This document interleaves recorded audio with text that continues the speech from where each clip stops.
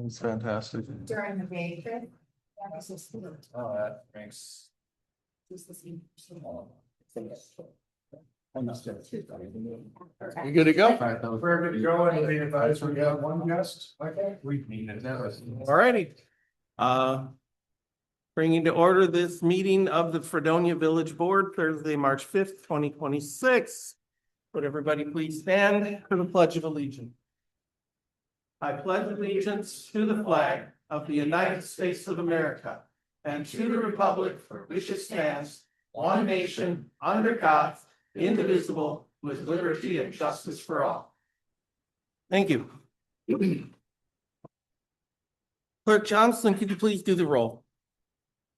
President Lund, Here. trustee Egbert, Here. trustee Frank, here, trustee Abedno, Here. trustee Steering, Here. trustee Benner. Here. Thank you. The next item on the agenda is public comment. Please note that public comments are limited to 5 minutes per person. All right, we will move on from there. The next item is the consent agenda, approval of the minutes from the February 19th, 2026 Village Board of Trustees meeting and approval of the general fund water and sewer invoices. Is there any discussion? Do I have a motion?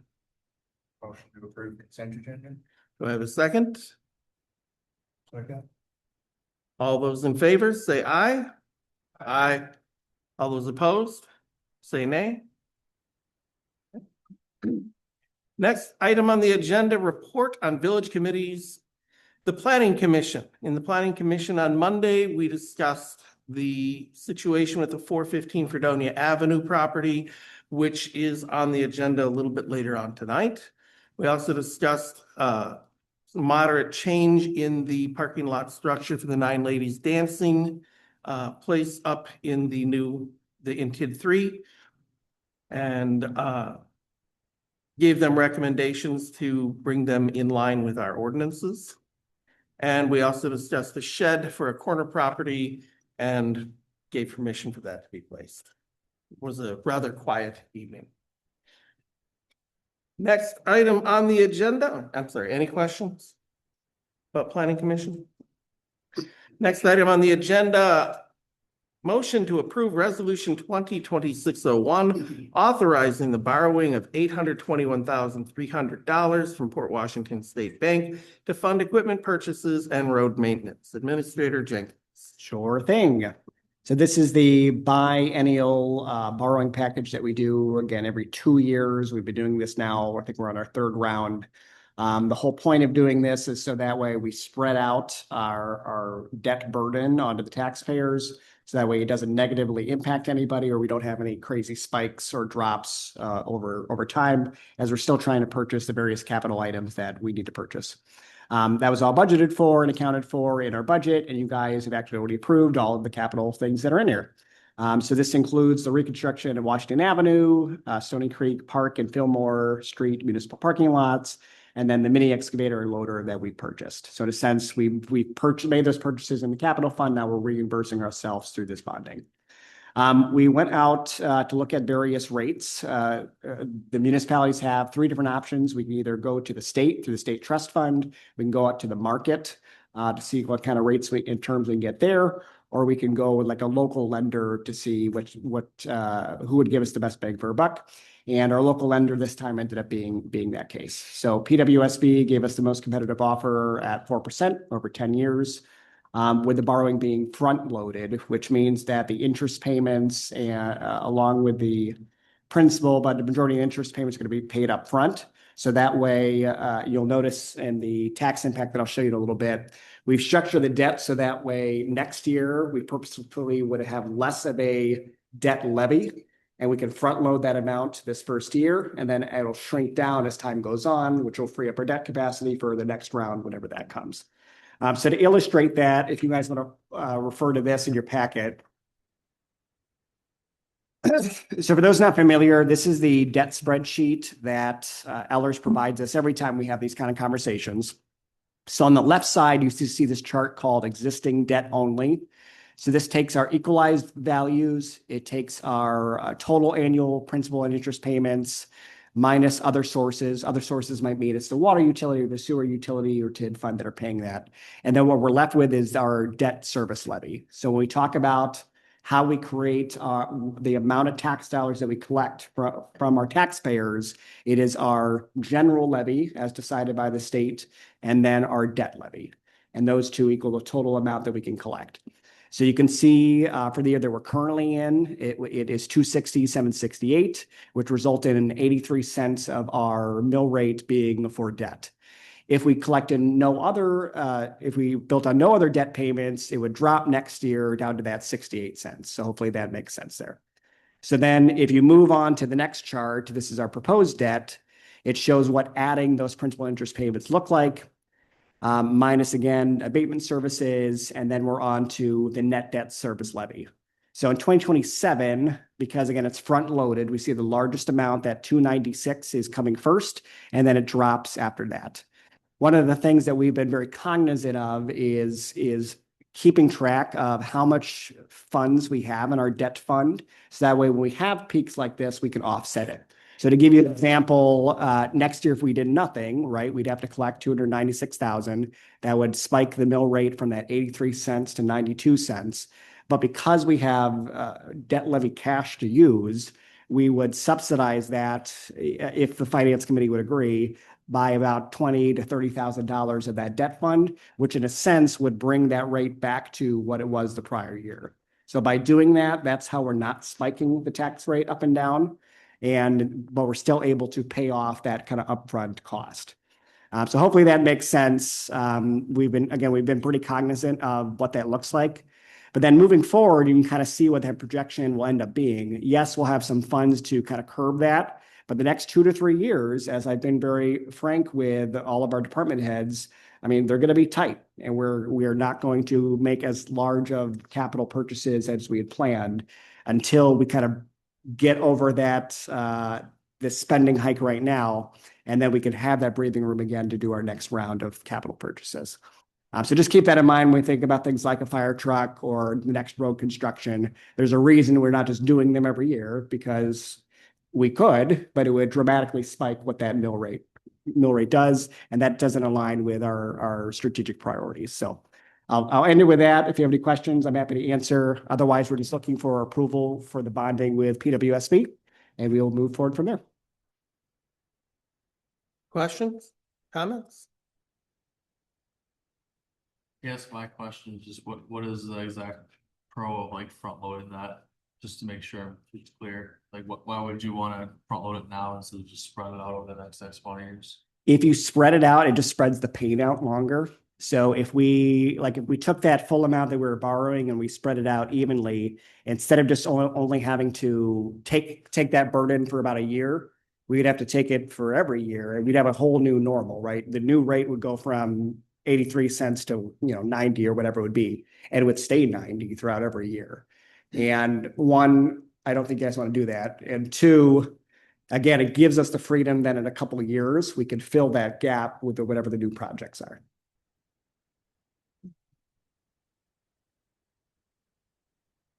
Any other questions, discussion, debate? I'm not hearing anything. Do we have a motion to approve?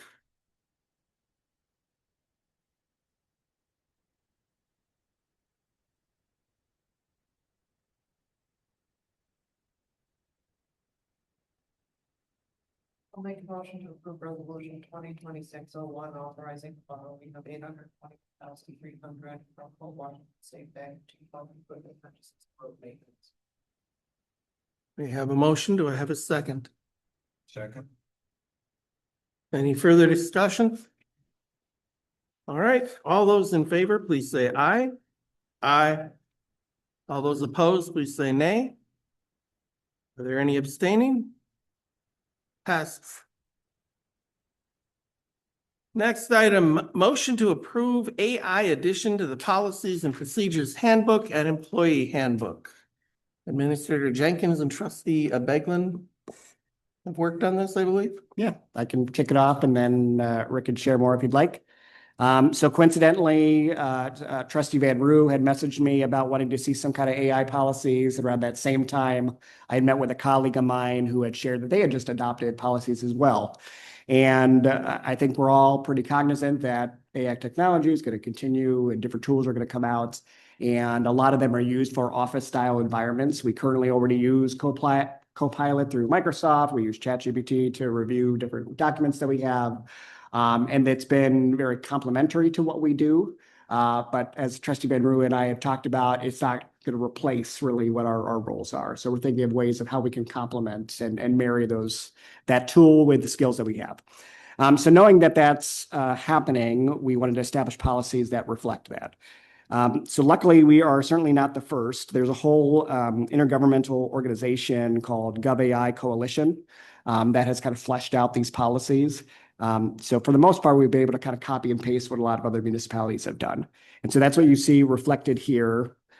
We have two different documents. One is the actual policy that would live in our policy handbook, and the other is the employee piece, which will be a smaller snippet that's in our employee handbook. So it goes through different roles and responsibilities of those that use these technologies. It talks about scope, talks about our responsibilities. It moves on to really aligning to our strategic priorities.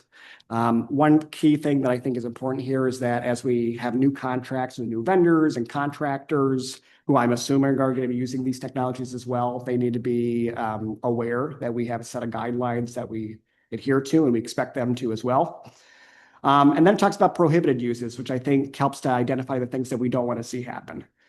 These are things like, using biometric information, doing any sort of emotional analysis, decision-making without any human oversight, social scoring. I mean, we kind of think of those things as maybe in the future, but it's really protecting us from whatever might come in those technologies as we move forward. So I think that's enough. I did have Trustee Beglin take a look at it because I know he's got a pretty useful technology background as well, and he gave some feedback. But if there's any questions, we're happy to answer. Summed it up pretty well. I'm not feeling like talking too much tonight. Okay. Well, Any questions, comments? One question I have under what the village will do is number 3, obtain and create technical documentation for AI systems. So who, like, when you say the village, is that like, are you literally just copy and pasting from these organizations, or who's like writing that, doing that? So I've actually reached out, and that's a good question. We have two different tech resources that we rely on. We have our primary IT guy, which is Tony Young with the county. So the county provides that IT service for us, for every municipality. And then we have Digicorp, which is our contracted service for things like email and Microsoft and stuff like that. So I've already reached out to Tony at the county. He has this fact sheet, and he's just, really making sure that it fits our uses and aligns with our policies once you guys adopt it. And then we'll have that fact sheet that's based off of an IT background and not something that I just, come up with.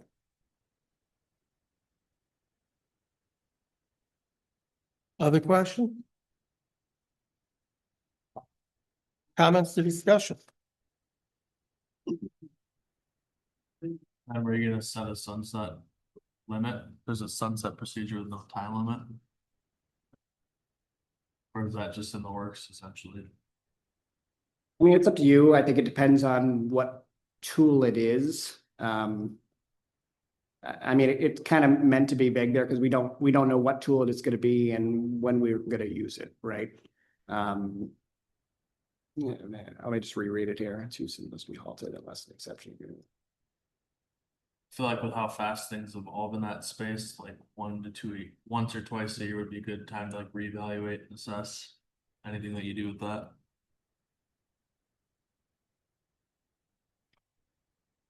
Yeah, we can add something like an annual evaluation with administration and IT director, something like that to kind of cover us for those changes. That would seem appropriate because otherwise this doesn't really give us any kind of guidance on how often to look into it and see what's working and what isn't. Yep. Great, thank you. Anything else? Anybody else?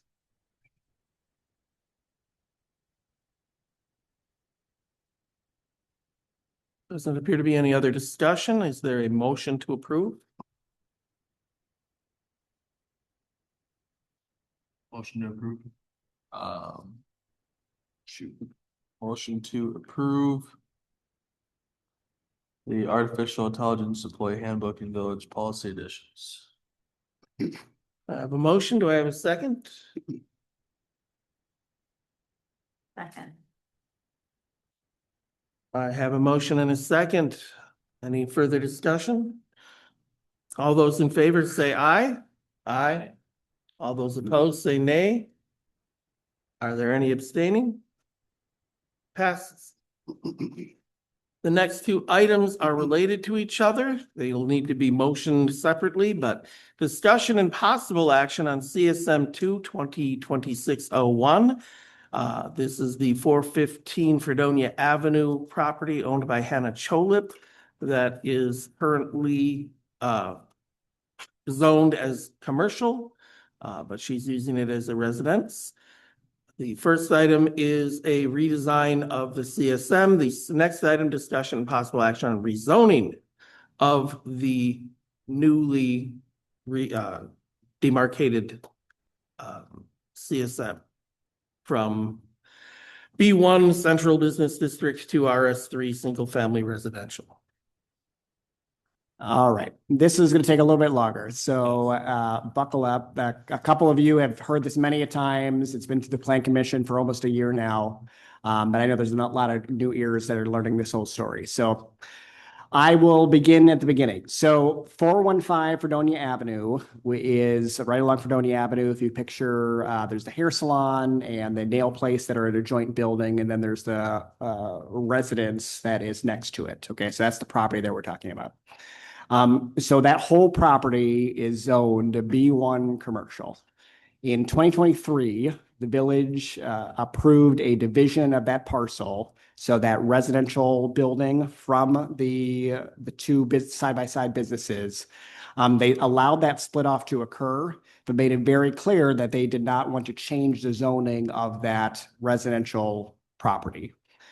From there, the property then was listed last for sale in July 2024, and it was listed as a commercial property.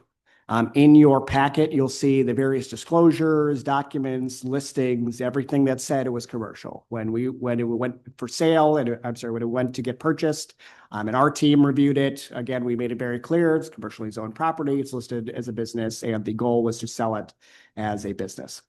For whatever reason, Ms. Hannah Cholip, who's the applicant, she's a first-time home buyer, had a lot of assistance with, realtors and whatnot, purchased this with the intention of it being her residential home, and unknowingly purchased it, not realizing that it was a commercial property. We didn't really come to find out until she came in a little bit after she moved in, requesting a chicken license. And upon looking at her home and reviewing our ordinances, we said, hey, you're actually in a commercial property and you can't have chickens in your commercial property. So this opened up a whole can of worms. We had pretty much right away tried to encourage her to come to Plan Commission. The Plan Commission weighed different options, and I think they, Trustee Frank can probably explain better than I can, but really tried to come to a consensus and way to help her through that situation. They floated different borders that they could do with the property, different zoning. We talked about ways that we can maybe grandfather her in and all that other good stuff. There was a gap in time where Ms. Cholip did not answer. She attempted to establish a home occupation business. We did multiple inspections that was determined to not have been the case. Because again, the primary use of that property needs to be commercial by the zoning, and the secondary use is housing. So even if she established, in her case, a little room office, sure, you're operating a business out of there, but that's not the primary use of that property. So that didn't really qualify. So after some letters from our attorney and really getting a lot more serious about it, she came back to the Plan Commission with a new application. I should add in there that the Plan Commission denied her first request, but she came back with a new application with a new parcel split, and a rezoning that you see before you. And this was after, again, her three options were to start an appropriate business, request a rezone, or begin the sale and evacuation of that property. So now my background is my job is to enforce your comprehensive plan and the zoning code as you have it. The comp plan makes it very clear, it's in your packet, that kind of central area along Fredonia Avenue is meant to be a little commercial downtown hub. We had a lot of conversations at the Plan Commission about that. And I think it was truly challenging to try to help Ms. Cholip with what's clearly a mistake that was kind of beyond her control, but while still trying to jive with our comprehensive plan and long-term plans for the village. So with my zoning administrator hat on, I'm going to tell you to deny it because it doesn't match our code, and that's my job. But you guys can take into account the Plan Commission recommendation, which was to approve the new CSM and the new zoning. And if you do, I mean, my only advice is that we really need to take a serious look at our comprehensive plan and decide, what is the future of that strip? Do we want it to all be residential? Do we want it to be commercial in the future? So I guess I'll leave it at that. I did leave on your desk here this little colored sheet so you can kind of understand. The yellow is the original property lines before it was split. The blue is what her current property lines are. And then because she's trying to become residential zoning, she needed to grab more property from her abutting property that she also owns. And so the purple is what the new property line would be. So what that'll leave is a flag lot of commercial property from Fredonia Ave, so kind of like a driveway access, and then a larger commercial lot in the backyard, which abuts these other residential zonings around. So there's a lot of information, but if you have any questions, either myself, President Lenz, or Trustee Frank can try to answer for you as well. Feel like approving that would align well with what we did with our home occupancy recently. To allow flexibility for someone who would want to have a multi-purpose use in the future. Or as well, potentially. I would say that's not her intention. Her intention is just to have it be a residence. So not a business. RS1 is a single family residential district. So what is the RS3 exactly when we talk residential? So there's RS2 and there's RS3. I don't want to get into the weeds, but they get smaller as you go down. RS1's the biggest, and then 2, and then 3.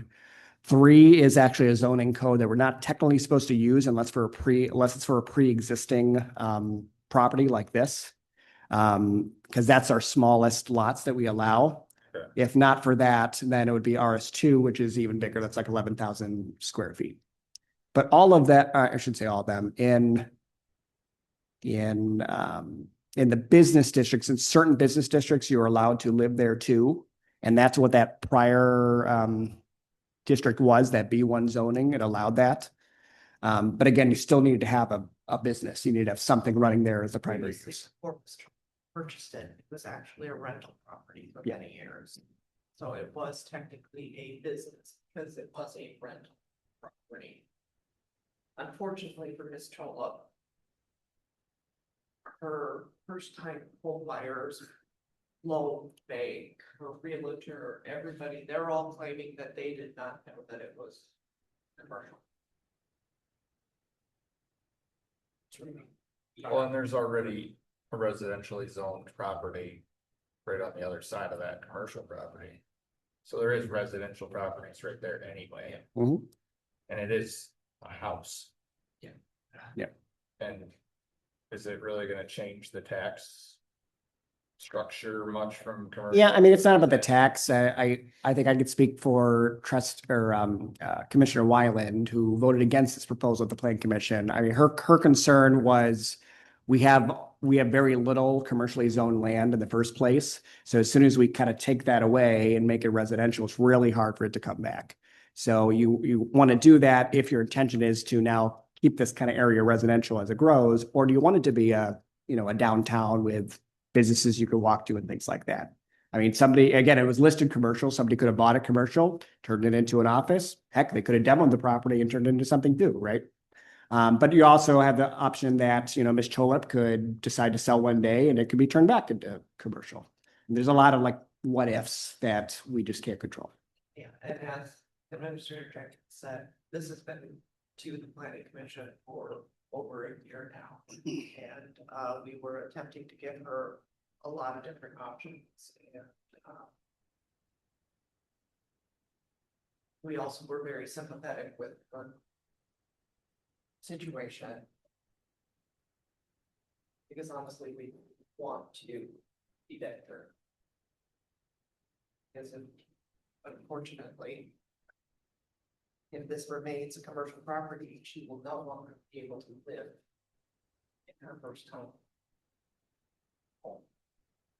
So it was a very difficult decision for all of us. That's part of the There reason was too. a lot of Yeah. conversations back. And that's why the planning commission was a little split. And Commissioner Wyland voted against this. The rest of us, I think, voted for it, but kind of almost begrudgingly to some point. We stood on for a long time. Ms. Cholip, it is her first time buying a home. If she was misled by somebody else, it's not really on her. And so you wind up punishing the victim, basically. And so, it's a hard decision to make. I have a question for the administrator. Mhm. Would it be possible to do this rezoning with some sort of, I don't know, ordinance or something, so that when the property is sold, it must be sold as commercial property again? Would it be possible to do something like that?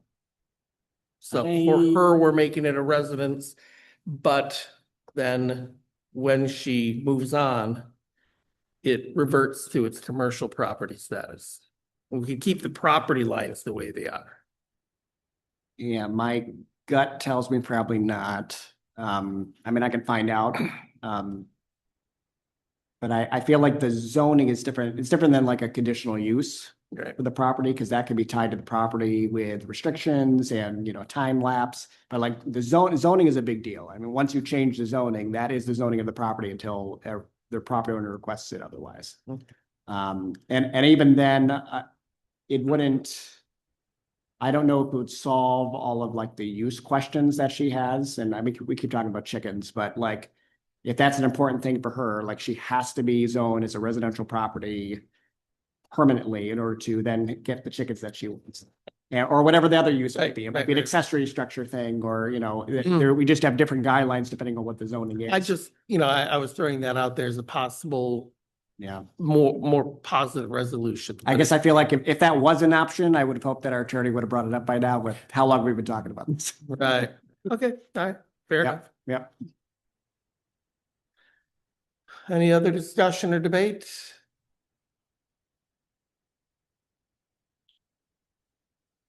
If there's no other discussion, we have to possible action on this. Do we want to take an action on it tonight, either in favor or against? And again, these are two different items. You'd have to do both of them separately, but they're related to each other.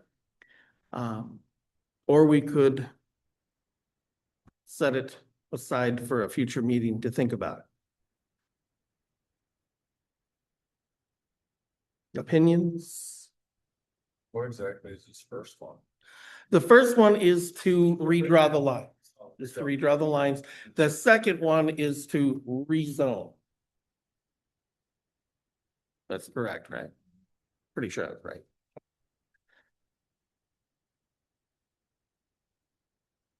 Anybody? So you have to do both essentially to make it work, yeah. Yeah. They're just separate action items. So we would either approve them both separately or deny them both separately.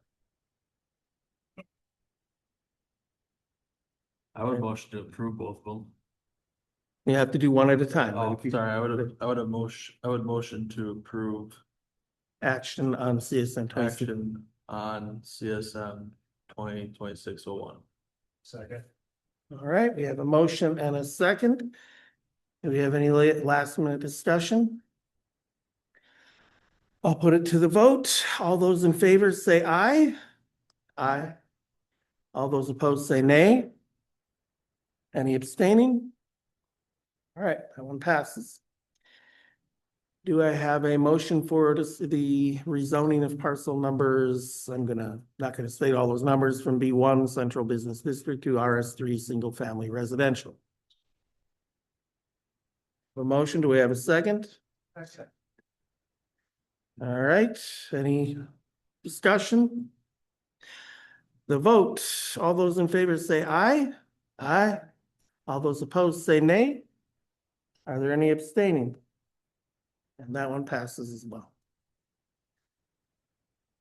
Next item on the agenda, discussion and possible action on purchase of parcel number 090500624008. This topic may necessitate a closed session discussion because we'll be talking about the possibility of purchasing and making offers on properties. So do we have a motion to go to closed session? Motion to go to closed session. Do we have a second? Second. Then Clerk Johnson, please take the vote. President Lund, Aye. trustee Eifert. Aye. Trustee Frank. Aye. Trustee Abedlin. Aye. Trustee Searing. Aye. Trustee Van. All right, well, then we are going to close session. Trustee Abegno, oh, all right. I'm gonna have to ask you both to leave.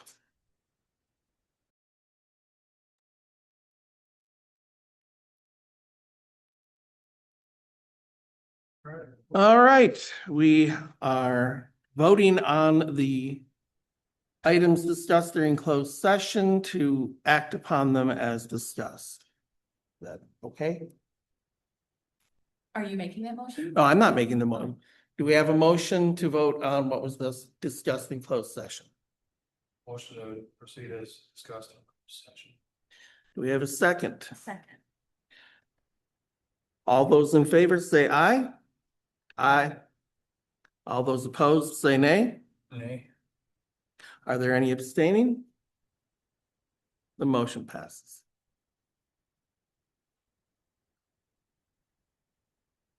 Next item on the agenda, correspondence. You have two invites from the Mid-Moraine Municipal Association, one for the dinner meeting on March 25th and one for the legislative committee meeting on March 11th. Please, RSVP. And I'll add that the Mid-Moraine is also hosting a candidate forum for us on Saturday, 10 to noon. Here, be there, be square.